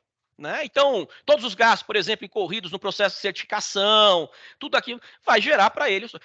Mas isso é um valor muito pequeno comparado pelo saldo, o qual ele pode vender esse crédito de carbono. Correto. Acho que é isso mesmo, né? Assim, se eu gasto, por exemplo, 10 para produzir alguma coisa e o valor de mercado é 100, o meu lucro é 90. Né? Esse talvez seja o ponto central. Né? Então, se eu estou originando para comercializar, eu não posso mensurar esse estoque a valor justo, porque se no final das contas isso seria uma antecipação do próprio reconhecimento de receita e não me permitiria auferir, por exemplo, metrificação do lucro, né, condizente com os valores que de fato eu empenhei para poder chegar naquele crédito. Né? Acho que esse é um ponto importante. Né? Agora vamos imaginar aqui uma outra. Claro que essas caixinhas aqui, né, elas são transitivas, né? Eu posso ter um originador que ele também é usuário final, né? E posso ter um usuário final que às vezes é intermediário, então não são mutuamente excludentes, né? Mas se eu tenho, por exemplo, alguém que compra para compensar o seu processo de despesa, né? Compensar, por exemplo, eu tenho um escritório aqui, eu quero compensar as emissões do meu escritório. Então isso seria tratado como intangível, né? Reconhecido pelo custo, valor de aquisição, e deduzida a parcela, amortização aí, né, feito teste de impairment natural como é. Né? Agora, se eu, por exemplo, estou comprando esse crédito para compensar o meu processo produtivo, ele trataria como estoque, custo, né? E aí o avô do impairment, né? Custo ao mercado dos dois o menor. Né? Se eu sou um intermediário, aí eu sou um broker trader. Não, aí a coisa já é um pouco diferente. Eu compro para revender. Né? Então, a informação que nos parece contabilmente mais correta para quem lê o balanço de uma entidade com esse modelo de negócio é a mensuração pelo valor justo. Né? Mensuração pelo próprio valor justo. Então, entrando um pouquinho na figura do CBIL, né? Foi um pedido, inclusive, das entidades que estavam participando, tratar isso, em especial porque há uma ausência de comparabilidade nas demonstrações financeiras, em especial das distribuidoras de combustível no Brasil. Tá? E isso muito mais por conta do passivo, não por conta do ativo. Ok? Aqui é aquela mesma matriz de reconhecimento geral que eu passei há pouco, então eu não vou retomar para poupar tempo. Até esse material, Eric e Edson, depois se vocês puderem compartilhar com os colegas também, acho que ajuda nessa fase que a gente está de divulgação da OCPC. Tá? Mas qual foi o grande ponto aqui do CBIL? Né? A ANP, a Agência Nacional de Petróleo, ela estabelece por meio da Política Nacional de Combustíveis, né, que as distribuidoras, à medida que elas fazem a venda de combustível fóssil, elas têm que comprar CBIOS para compensar, né, os impactos decorrentes daquela venda. Bom, se eu vendi, por exemplo, 100 toneladas de combustível no mês anterior, e eu sei que sobre isso eu tenho um percentual que eu tenho que adquirir de CBIOS, nos pareceu que existia aí, né, o conceito de uma provisão. Correto? O conceito de uma provisão. Então, eu já tenho uma obrigação presente, que é ter vendido combustível no período anterior. E, portanto, o que o documento está estabelecendo é, olha, então, dado que você já tem um histórico de venda que te engatilhou uma obrigação, reconheça isso como um passivo na forma de uma provisão. Por que disso? Porque a gente tem olhado, por exemplo, os balanços, né, e visto nas demonstrações, especialmente de distribuidoras, que tinha gente que reconhecia a provisão só em dezembro, tinha gente que reconhecia o valor só lá em março, quando a ANP mandava a conta final, e tinha gente que reconhecia ao longo do ano. Né? Tinha então uma diversidade prática ali, com as empresas tratando do ponto de vista temporal de forma muito assíncrona entre si. E nos pareceu que a leitura que melhor encabeça isso é, olha, se você tem a obrigação de comprar à medida que você vende, se você já vendeu, a obrigação já foi ali devidamente caracterizada. Então, haveria expediente para fazer esse cálculo. Obrigações no mercado voluntário. Né? O documento não está impondo a constituição de provisão, não é isso. O documento não está falando que deve ser contabilizado como passivo, orçamento de capital, expectativa de aquisição, não é isso. Né? Se foi lido por essa forma, foi lido de forma equivocada, porque o documento não está... A gente já fez vários testes, assim, depois que as pessoas leem o documento efetivamente, as 28 páginas lá da minuta, não chegam a essa conclusão. Né? Isso é muito importante de ser colocado. O que o documento está dizendo é basicamente o seguinte: preste atenção se as suas declarações públicas de comprometimento com aspectos de sustentabilidade, especialmente com aspectos de redução e aquisição de crédito de carbono, podem te ensejar o reconhecimento de um passivo, a partir do momento em que você estabelece que aquele comprometimento está valendo. Isso é bastante importante de frisar, né? Porque teve até um exemplo que, muito oportunamente, esse exemplo é do staff paper do IASB.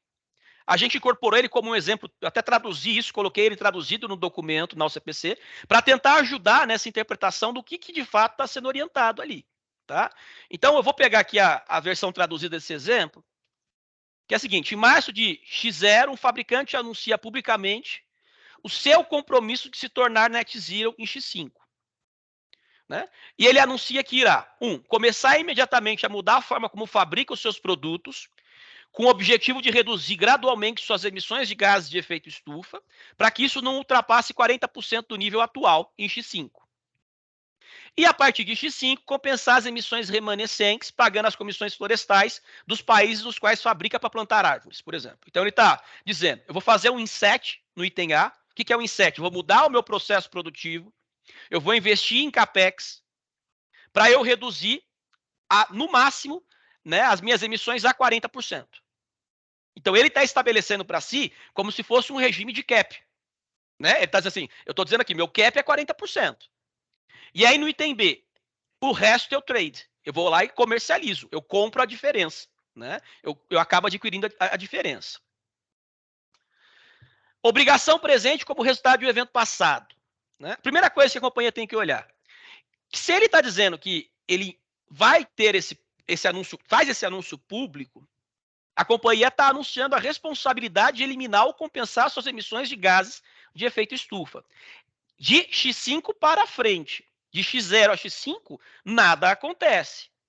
Nada acontece. Né? Esse anúncio ele cria uma obrigação não formalizada para o fabricante, se criar uma expectativa válida entre os membros do público de que cumprirá essa responsabilidade. Então, de novo, é a companhia que deve fazer uma análise se esse anúncio gerou para ela uma obrigação. Tá? Pouco provavelmente não tenha gerado. É muito provável que tenha gerado. Porque, por exemplo, fundos de investimento podem ter colocado essa ação na carteira por conta desse compromisso. Consumidores podem ter adquirido esse produto por conta desse compromisso ou influenciados por esse compromisso. Então, é muito difícil dizer assim, né, se não houvesse nenhum ensejo econômico para aceitar essa responsabilidade, para se autoimpor essa responsabilidade, muito pouco, provavelmente pela lógica do homos econômicos, né, você teria alguém assumindo um compromisso sem ter uma contrapartida por isso. Né? Então, isto é, né, nesse contexto específico. Quando é que passa a ter aí a obrigação de uma percepção de transferência de recurso econômico? Quando esse fabricante se comprometeu a compensar. Então, a partir de X5. Correto? A partir de X5 e a partir das suas emissões. Lembra que esse exemplo aqui é do staff do IASB, não é o exemplo do grupo técnico. A gente só incorporou porque ele vai ao encontro e ele saiu, inclusive, isso é importante comentar, depois da minuta já ter sido escrita, da primeira versão da minuta ter sido escrita. Então, a gente optou por colocar esse exemplo lá, porque ele vai bem ao encontro, né, a convergência do que a gente estava imaginando. Então, conclusão, o fabricante ele vai reconhecer uma provisão como resultado do seu compromisso líquido zero. Quando ele tiver emitido os gases de efeito estufa, que se comprometeu a compensar. Então, olhando para esse... Do mesmo jeito que a gente estava olhando para a questão da distribuidora do CBIL. O que você já cumpriu aquela condição.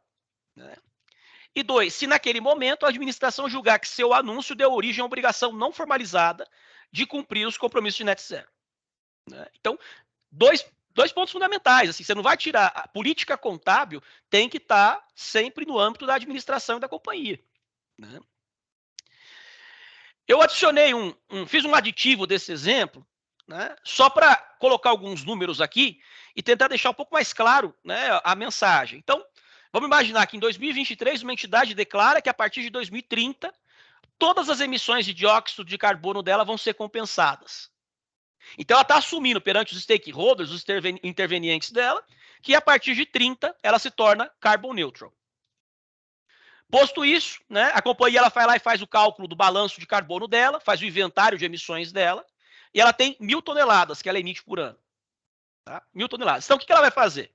Ela vai investir 500 milhões em CAPEX para fazer o carbon insetting, então ela vai mudar o processo, a matriz produtiva dela, e estima que isso reduz até 70% das emissões.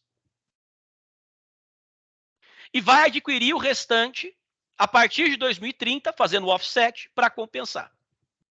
Tá? Então, duas estratégias, uma extensão do exemplo anterior, só que agora com números. Né?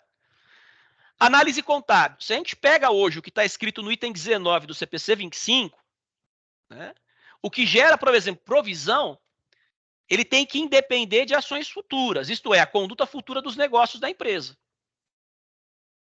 Então, com base no item 19, de 2023 a 2030, não é esperado que a empresa tenha nenhum passivo com relação a isso. Porque o CAPEX que ela vai ter vai ser saída de caixa contra investimento em ativo fixo. E as compensações que ela se comprometeu a fazer, através da aquisição de carbono, de crédito, é a partir de 2030. Então, nesse ínterim, né, de 23 a 30, não é esperado nenhum efeito, né, em termos de provisão. Tá? Agora, vamos imaginar que chegou em 2030 e a companhia manteve o mesmo comprometimento que ela havia admitido em 2023, que é, a diferença, então, né, eu vou aqui compensar. Então, vamos imaginar que ela teve uma emissão, por exemplo, de 30 no mês de janeiro, 30 toneladas de CO2, 40 em fevereiro, 15 em março, e assim vai numa escadinha. Então, ela emitiu até mais do que ela imaginava que iria emitir com os investimentos em CAPEX. Ela emitiu 400, por exemplo, 400 toneladas de CO2. E aqui eu estou colocando um preço unitário de crédito de carbono, por exemplo, em reais. Né? Então, o que vai acontecer? Chegou em 31 de janeiro de 2030, a empresa viu que ela emitiu 30 e que o preço unitário do carbono está 189, então cada crédito de carbono compensa 1 tonelada. Então, qual seria o valor do passivo dela? 5.670. Mas ela pode também nem provisionar isso, ela pode comprar direto o crédito em janeiro. Então, se ela comprar o crédito em janeiro, ela creditaria o caixa, debitaria lá um ativo intangível para compensação e automaticamente baixaria, porque ela já fez essa compensação. Mas vamos supor que a empresa tem uma outra estratégia. Fala, não, eu vou comprar tudo no final do ano. Eu vou reduzir, eu vou compensar durante o ano. Então, ela vai provisionando, ela vai registrando o passivo, né? E vai atualizando os valores até chegar num determinado período, porque você, então eu tenho lá 400 toneladas de CO2, por exemplo, emitidas, a um preço de 194, vai me dar o quanto eu vou liquidar esse passivo. Tá? Então, é mais ou menos essa a dinâmica, né? E eu paro por aqui para a gente voltar para o bate-papo.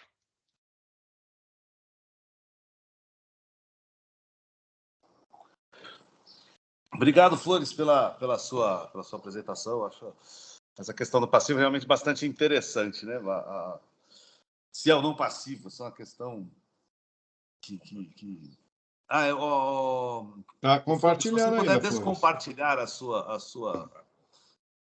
sua tela aí. O Edson, você tem alguns comentários que você queria fazer em cima disso que o Flores falou? Você quer seguir em frente? Não, eu vou dividir isso com o Alexandre. Se ele falar 3, 4 minutinhos, eu entro depois. Porra, cara, é sacanagem comigo, né? 5 minutos. Brincadeira, senão a gente já perde o tempo. Edu, cara, como sempre, bom demais. Eu já agradeci a vocês. Vocês já estão me ajudando. E aí eu queria colocar aqui o exemplo e a discussão, tá? Eu e o Edson, a gente vem discutindo muito todos os pontos da OCPC 10, e aí vou fazer o nosso merchan.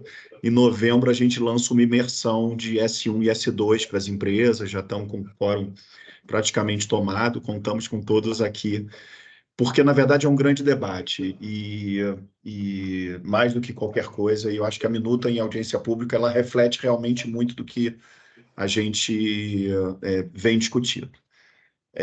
Quais são as minhas preocupações? E, na verdade, vou tentar fazer isso em forma de questionamento, ok, Edu? E não em forma para não ser pedante. Primeiro exemplo que eu dou é o exemplo da Lei de Concessões Florestais, ok, Edu? Que é a 14.590. É uma lei que antes permitia que as empresas utilizassem uma concessão florestal para turismo, perfeito? E, na verdade, o produto de outorga e de concessão era que a empresa recebia aquela área florestal, ok?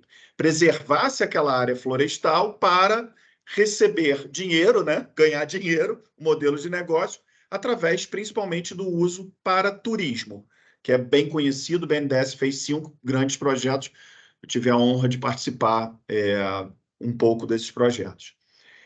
E agora com a lei de concessão florestal, que veio da MP 1151 do finalzinho do ano passado, do governo anterior, né, aprovada em março desse ano, né, o que você tem? Que, além do turismo, você pode ter uma concessão cujo produto final, modelo final, perfeito, é o crédito de carbono, é a geração do crédito de carbono, porque você passa a ter uma adicionalidade que não tinha antes. O governo é obrigado a preservar aquela mata, mas quando você passa para a iniciativa privada, a adicionalidade passa a existir no conceito de externalidade e adicionalidade mundial para a geração do crédito de carbono. Então, a empresa vai ter um custo, né, de preservação ambiental para uma geração de crédito, e eu venho conversando com alguns grupos concessionários com interesses em nem ter turismo ali dentro. O único produto é a geração do crédito de carbono. Perfeito? E um risco muito alto, que é o meu medo, que eu sempre entro na reunião não sabendo como é que o mercado de carbono vai proceder mais para frente. Eu já coloquei. Então, essa é a primeira pergunta que eu faço um grupo como esse tratará como ativo intangível, coloca no estoque, mesmo sendo um produto único ali, digamos, tirando o turismo, tá, Edu? Que é uma decisão da administração. Eu quero produzir apenas crédito de carbono nessa preservação e quero fazer o offsetting e ganhar dinheiro com esse único produto gerado. Como é que a gente trataria isso? Fico com uma preocupação em relação a uma forma como está na minuta, tá? De você, vamos dizer assim, pela mensuração, né, impedir é forte, tá? Mas eu vou usar essa palavra forte, que o modelo de negócio realmente seja possível. E a segunda pergunta, então essa é a primeira pergunta, tá, Edu? Se você puder respondê-la. A segunda pergunta, e é relacionada também ao mesmo ponto, é que o seu amigo aqui está estruturando a primeira emissão de crédito social do mundo com a Fundação Abrinq, tá? O amigo sou eu, tá? E a gente está fazendo isso com o governo inglês. A gente finalizou o framework agora, a precificação e tudo mais. Vou apresentar para vocês, espero até que o GEDEC possa me permitir isso, tá, Edson? Passar para vocês, mas a gente já começou a ouvir o mercado e o governo inglês a gente estipulou como prazo em outubro para ter as oitivas, perfeito? E em novembro espera-se a primeira emissão. E o crédito social da Fundação Abrinq é baseado nos projetos da Fundação Abrinq, assegurados projeto a projeto, ok, Edu? E, na verdade, no framework, a gente não colocou só uma organização sem fins lucrativos como a Abrinq para emitir esse crédito social em cima, por exemplo, de um projeto de creches ou de combate à mortalidade infantil, que serão os 2 primeiros créditos emitidos, tá? Ele, na verdade, é todo baseado em que também as empresas possam, tá, financiar os seus programas sociais através de um crédito social, ok? Como é que eles fariam também essa contabilização, seja uma empresa, perfeito? E seja uma outra com uma preocupação, que aí é a pimentinha. O governo, em todo momento, enxergou, quando saíram os projetos de lei no ano passado, do crédito de carbono e do crédito de reciclagem, como um ativo financeiro e o Banco Central também, tá certo?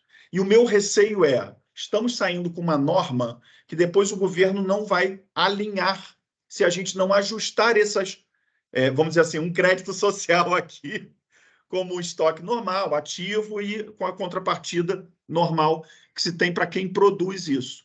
Então, essas são as duas perguntas que são muito parecidas, entendeu, Edu? Que é, na verdade, como fazer para você contabilizar o que tange a uma concessão florestal, perfeito? Eu sei que isso foi motivo de discussão, né, da questão do produto e subproduto. Inclusive, Ricardo Lopes, na última reunião de GEDEC que a gente fez sobre o assunto, colocou o ponto do subproduto como maçã, lá no grupo de trabalho ainda da OCPC. E são essas as perguntas, se você quiser eu ajusto melhor, mas eu acho que você compreendeu bem.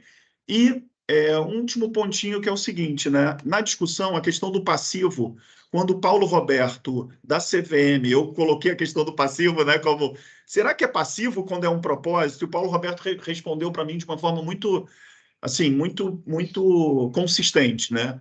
Que ele acha que todo mundo que emite um crédito, né, ou que gera, enfim, está ali na cadeia, né, da matriz colocada, acaba tendo que ter um passivo porque vai se aproveitar ou em market share ou em outro ponto, principalmente no intangível de marca, né? E para isso tem que ter sempre um passivo, não pode só ganhar, e eu acho que isso foi um ponto que eu parei e olhei e falei assim, o Paulo tem razão. Então, o passivo, para mim, eu confesso que está bem ajustado. Último, na verdade, não é minha, depois para o Edson. E aí eu falo os meus 5 minutos que acaba agora. A questão de subvenção governamental eu não vou tratar, vou deixar para o meu amigo Edson tratar, mas uma perguntinha simples. Eu acho que vocês se basearam na questão do IREC mesmo, enfim, do bio. Então, é essa modelagem que vocês estão usando para subvenção, né? Então, foi o ponto que eu coloquei para o Edson, mas o Edson vai depois explanar melhor. Obrigado pelo... Eduardo, deixa eu pôr meus você quer fazer os pontos? Você já resolve aí. Deixa eu fazer uma pergunta, porque ele ficou claro para mim no primeiro, o que era, da primeira questão, qual que era o impeditivo da mensuração. Porque, pelo que eu entendi, você tem lá um operador, por exemplo, de uma concessão, que ele pode operar tanto com turismo quanto com a geração de crédito de carbono. Aí ele desiste do turismo e fica só na questão do crédito de carbono, certifica, gasta para certificar e tudo mais. Então, o que hoje, por exemplo, como eu interpretaria a situação você vai tratar como se fosse um estoque, todos os custos, e ele vai vender esse crédito depois, né? Só para constar claro, é isso. Ele vai vender. Tá. Então, você vai, por exemplo, levar para o estoque todos os custos que você teve para gerar o processo, e aí não ficou claro qual que seria o trick tracking, né? Qual que é o ponto de... Ele gostaria de mensurar esse estoque a valor justo, ao invés de mensurar custo histórico? Isso. Pois é, né? Mas aí que parece que não faz muito sentido, né? Porque se ele mensurar a valor justo, por exemplo, aí ele vai reconhecer um estoque maior, e depois, quando ele for fazer a venda, ele pode até ter um prejuízo, eventualmente, né? Se ele não ficar com o custo ao mercado dos dois menor e tal. Né? Esse que é um ponto. Por exemplo, você está produzindo um carro. O teu estoque é o quanto você gastou de insumo, hora, homem, para formar o carro, ou é o valor de mercado do carro que você vai reconhecer como estoque hoje? Não parece ser um problema do documento, né? Parece ser um problema do documento, assim, porque senão, quando é que o CPC 06, a norma de estoque, permite que você mensure o seu estoque a valor justo? Né? Quando ele tem lá a figura do broker trader, né? Que ele não chama nem de valor justo, valor realizável de venda, valor realizável, valor de venda líquido de despesas, vamos dizer assim. Aí pode no estoque, pode quando for commodity, né? Pode como for commodity. Commodity é valor justo. No fundo é uma espécie. Sabe qual é o ponto? E aí tem um estudo da Luciana, que é muito bom, cara, da Luciana, esqueci o sobrenome, Pereira, não é, Edson, que ela fala muito da questão do ouro, tá, como commodity, perfeito? E que os contratos posteriormente viram ativos financeiros, ok? Então, a questão da mensuração como o mercado de ouro é um ponto que eu acho que a gente tem que pensar um pouquinho nessa questão da concessão florestal, entendeu, Edu? Eu acho que é bom, até assim, sem a pretensão de dar a resposta pronta, só talvez um último ponto. Vocês disseram que vão fazer uma carta comentário para a minuta, né, da OCPC. Esse é um exemplo que eu acho que seria interessante da gente levar para o grupo de trabalho, para que a gente refletisse sobre ele, né? Porque, assim, sem a pretensão de dar uma resposta terminal, seria bem bom a gente ter essa provocação. Porque acho que o Eric, né, Eric, aí, a questão da commodity, a questão do ouro como exemplo, né, de um mercado que era muito difícil porque é lastreado em cima de algo que é finito, né? Enfim, uma série de questões de padrão e tudo mais. A colocação do paper que foi feito lá pela Secretaria de Planejamento do Rio de Janeiro, pelas pessoas que estão lá, né? A Luciana, uma delas, eles usaram muito bem o ouro como um balizador de mensuração e contábil. Então, acho que ali é um contraponto, a gente vai fazer isso sim, tá? Perfeito. Bom, Flores, deixa eu colocar uns pontos. Eu tinha uma apresentação aqui também, mas eu nem vou passar, porque são 40 slides. Não, brincadeira. Mas, enfim, deixa eu pontuar algumas coisas e aqui no GDEC a gente pretende fazer uma carta também. O primeiro ponto, que para mim particularmente é caro, que apesar de eu estar comemorando meu primeiro dia do contador, eu sou advogado inicialmente. Ativo não é natureza jurídica. Ativo é uma consequência da natureza jurídica. Então, qual é a natureza jurídica que a gente está discutindo? E esse texto da Luciana também trata desse assunto. E foi uma feliz coincidência a gente pensar mais ou menos igual. E ela é uma advogada também. É o direito de poluir. É o direito de emitir gases de efeito estufa. Essa é a natureza jurídica. Quando a gente vai para a estrutura conceitual, ativo é um direito, portanto, é um ativo. Mas ativo não é natureza jurídica. Então, assim, na OCPC pode dizer, estamos tratando como um ativo. Ok. Agora, dizer a natureza jurídica é um ativo não corpóreo, ser não corpóreo é uma característica do direito. Então, esse é um ponto que eu acho que precisaria ficar claro, porque isso vai refletir em várias coisas. Como, por exemplo, não é natureza jurídica ativo financeiro, valor mobiliário, ativo intangível. Isso não é natureza jurídica. Valor mobiliário, nós temos ações. Ação, a natureza dela não é ser um valor mobiliário. Ser valor mobiliário é uma função dela. Então, esse é um ponto que acho que tem que ficar muito claro. O que é natureza, o que é função.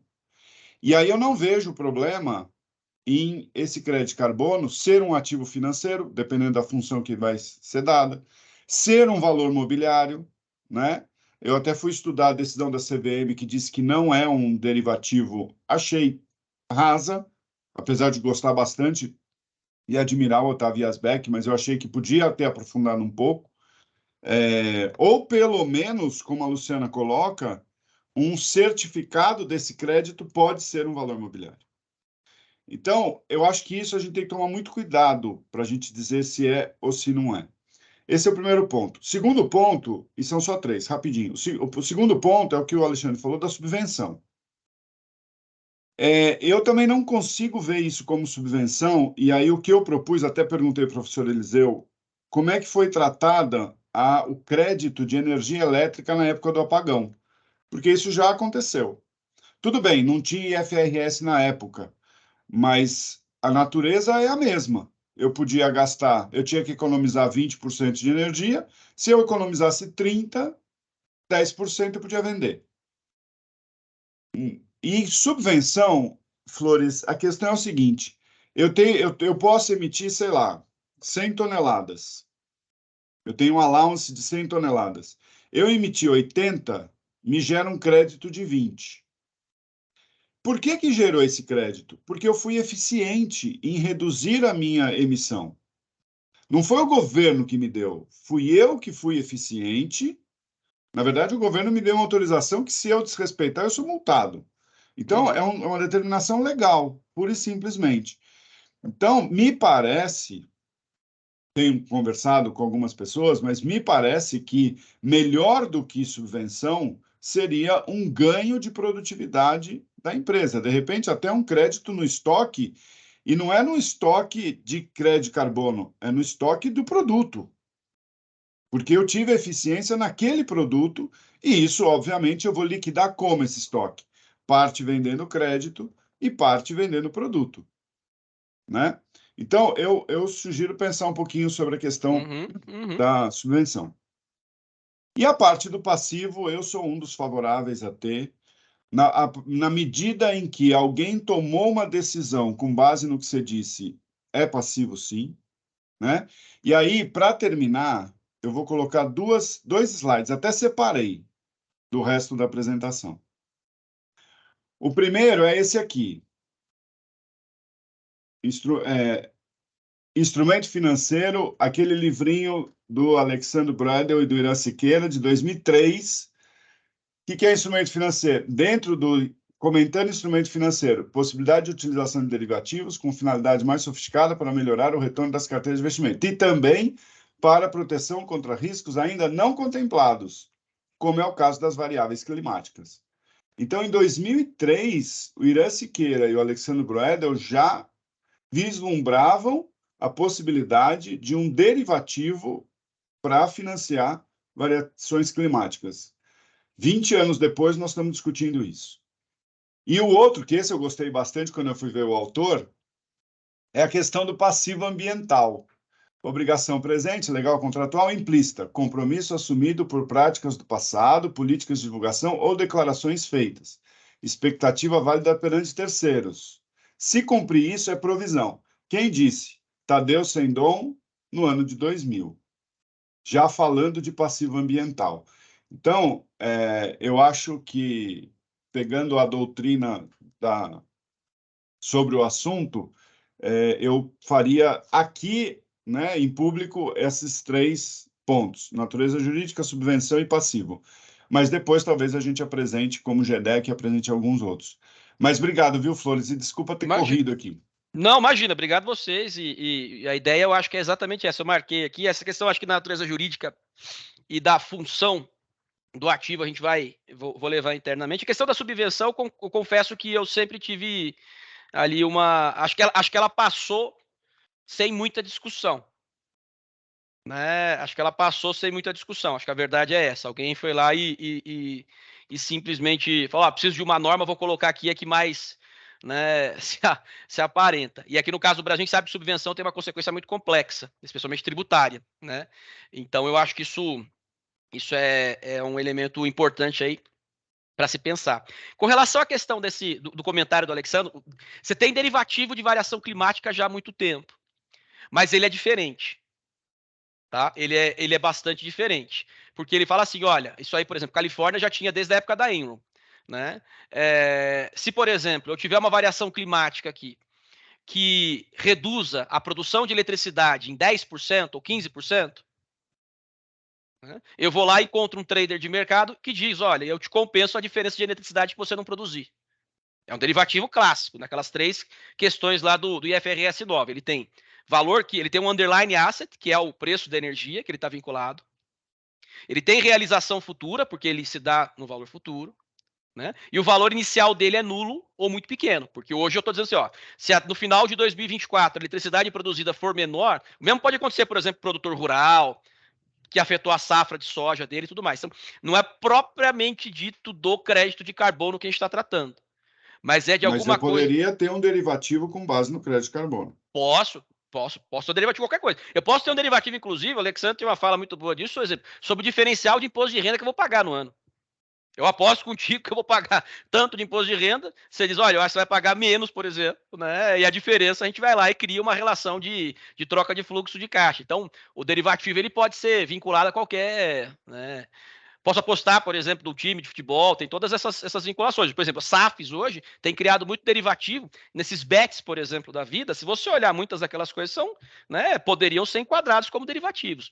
Mas os pontos estão anotados aqui, inclusive o ponto que o Alexandre comentou também, né, da valoração dos estoques e tudo mais. E eu pediria gentilmente que isso fosse colocado nas cartas, né, porque eu estou aqui como, né, representando o grupo, mas tenho todo um time por trás aí que precisa ser convencido também, né, e analisar o conteúdo. Pessoal, a discussão, como sempre, está ótima, mas, como sempre, a gente tem a nossa responsabilidade de encerrar, até porque a gente sabe que tem outras pessoas que já têm outras coisas. Eu vou fazer uma coisa um pouco diferente hoje. Em vez de eu fazer o encerramento ou o Edson fazer o encerramento, eu vou passar a palavra para o nosso membro honorário, que é o membro honorário dos clubes dos membros honorários. Em todo lugar que ele vira membro honorário, uma coisa impressionante, me parece que a pessoa está ficando velha. Mas ele tem umas palavrinhas para falar. Já aproveito e peço que encerre a reunião, por favor, depois da sua fala, agradecendo a todos os presentes. Eu não sei se você já fez isso, mas vamos dar oportunidade para ver se ele consegue fazer isso daí. Vai lá. É duro, né? É duro, né? Da próxima horário lá, hein? Da próxima vez a gente põe ele para caviola, que acho que vai ser mais... Não, é só para lembrar, estava falando de estoques, que o CPC 16, no seu item número 3, ele menciona...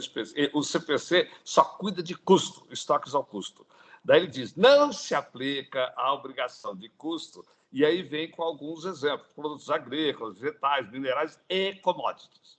Tudo aquilo que puder ser, que tem esse tipo de classificação, quer dizer, no caso de crédito, etc., de carbono, se virar commodity, estando no estoque, a avaliação é a valor justo diminuído das despesas de venda.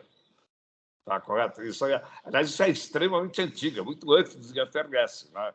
E a regra anterior, que não está bem clara aqui, é estoques destinados à venda que tenham mercado ativo. Então, vamos dizer, fora da norma aqui, se a gente for olhar agora o aspecto conceitual, é necessário que tenha mercado ativo, tenha preço definido pelo mercado, tá certo? Veja bem, aí não vai no nível 3, tá? Não vale o nível 3 para efeito de valor justo. Tenha mercado ativo, tem valor definido pelo mercado, e antigamente falava muito numa condição, desde que você também não seja tão grande que possa ir lá interferir no preço de mercado, né? Isso você vai encontrar, inclusive, em normas contábeis americanas, antigas, essa linha. Mas, então, se quem tiver os estoques de carbono para venda, se ele chegar a esta categoria de commodities, mercado ativo, tá vendo? Enquanto não tiver mercado ativo, não pode. Tendo mercado ativo, tendo o preço definido de maneira objetiva pelo mercado, aí o estoque fica ao valor justo. Então, perfeito, professor. Não, é verdade, isso o senhor colocou e é bem verdade mesmo. Na época, quando a gente estava analisando, a conclusão, inclusive, a gente convidou muitas empresas que fazem verificação, que fazem estruturação de títulos. E, por exemplo, a nossa conclusão foi de que não aparenta ser commodity num primeiro momento. Porque, por exemplo, o crédito de floresta, de reflorestamento, é mais caro do que o crédito, por exemplo, de manter a floresta. Então, a ideia de commodity tem a ideia de fungível por trás, que independe de quem faz e depende só da característica do produto. Né? E aí eu acho que foi um pouco disso, mas é bem lembrado, acho que vale a pena até colocar uma explicação disso no material. Tem que ter caracterização como commodity. Tá correto? Uma outra coisa que foi muito discutido lá no CPC, o próprio CVM já mencionou isso. Quando eu falo estoque, não é obrigatoriamente dentro da conta de estoque, gente. Se você tem um volume significativo e ele é relevante, coloca separado estoques de commodities. e os outros estoques. Não tem essa... A gente tem no Brasil muito desse segmento um pouco literal.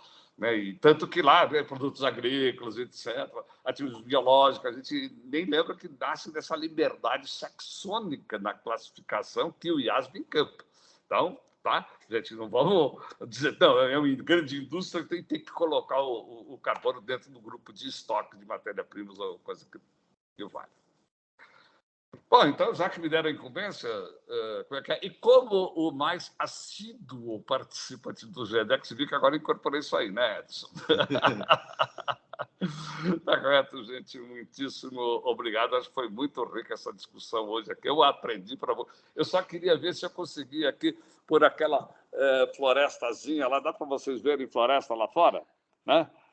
Quantos créditos de carbono gera ali? Créditos de carbono, só aqueles jequitibás de 2.800 anos aqui, né? Quanto é que gera de crédito de carbono? Então, estou aqui na aguarda. Eu dei uma esfriada aí com o Alexandre, mas tudo bem.